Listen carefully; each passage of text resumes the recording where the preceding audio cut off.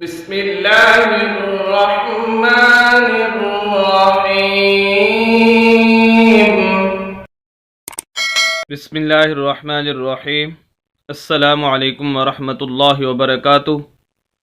Welcome مائی YouTube channel قرآن الکریم T V. معزز سامعین، امید کرتا ہوں کہ سب خیریت اور عافیت کے ساتھ ہوں گے۔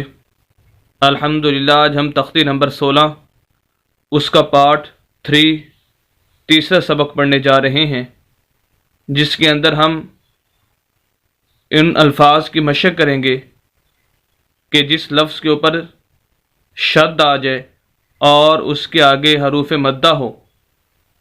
اسی طرح قرآن کے اندر وہ چیزیں جو ہمیں ضرورت پڑتی ہیں پڑھتے ہوئے، جس کے اندر زبر زیر پیش، دو زبر دو زیر دو پیش، کھڑی زبر کھڑی زیر الٹا پیش، حروف مدہ اور لین، وقف کرنے کا طریقہ، غنہ کرنے کا طریقہ، اور اسی طرح قلقلہ کرنے کا طریقہ، غرض وہ تمام چیزیں جو قرآن پڑھتے ہوئے ہمیں ضرورت پڑتی ہے ان کی بھی ساتھ ساتھ انشاءاللہ مشق ہوتی چلی جائے گی۔ آئیے آج کا سبق شروع کرتے ہیں۔ اعوذ باللہ من الشیطان الرجیم، بسم اللہ الرحمن الرحیم۔ واو زبر وا، لام زبر الف لا، ولا، یہ جو ہم لام کو کھینچ رہے ہیں اس کے آگے الف ہے اور یہ الف مدہ کہلاتا ہے۔ ایسا الف جس کے پچھلے لفظ کے اوپر زبر آ جائے، تو یہ الف ہے اور اس کے پچھلا لفظ جو ہے وہ لام ہے اور اس کے اوپر زبر ہے۔ ویسے حروف مدہ 3 ہیں، واو مدہ، یا مدہ اور الف مدہ۔ یہاں پر یہ الف مدہ ہے، اس لفظ کے اندر آگے واو مدہ بھی آ رہے ہیں، وہ انشاءاللہ آپ کو بتاؤں گا۔ تو ان تینوں لفظوں کو الف مدہ، واو مدہ اور یا مدہ کو کھینچا جاتا ہے۔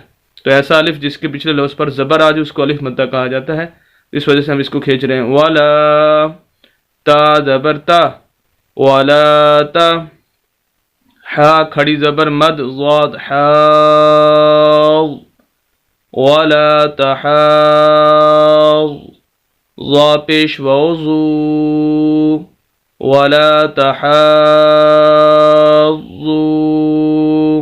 نون زبر نہ، ولا تحاضون۔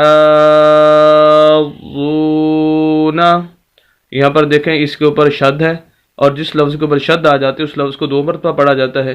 ایک مرتبہ پچھلے لفظ کے ساتھ اس کو ملا کر پڑھ رہے ہیں، اور ایک مرتبہ اس کے اوپر خود پیش ہے، اس پیش کو ہم پھر آگے واو کے ساتھ ملا رہے ہیں، تو اس لفظ کو 2 مرتبہ پڑھا جاتا ہے۔ اور دوسرا یہ کہ شد والے لفظ کو ہم ذرا سخت کر کے پڑھتے ہیں، آواز کو ہلکا سا روک کر پڑھتے ہیں۔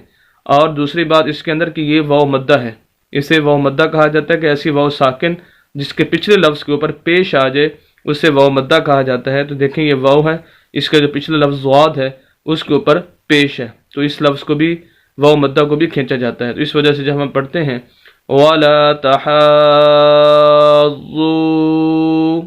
یہ جو زو کو ہم کر رہے ہیں یہ اسی وجہ سے کھینچ رہے ہیں۔ تو پورا لفظ اس طرح پڑھیں گے ہم وَلَا تَحَاضُّونَ۔ اگر ہم وقف کریں تو وقف کرنے کا طریقہ یہ ہوگا، جو آخری حرف نون ہے اس کو ہم ساکن کر دیں گے تو وقف ہو جائے گا، اور پھر بغیر جب ہم وقف کریں گے تو لفظ اس طرح پڑھا جائے گا وَلَا تَحَاضُّونَ۔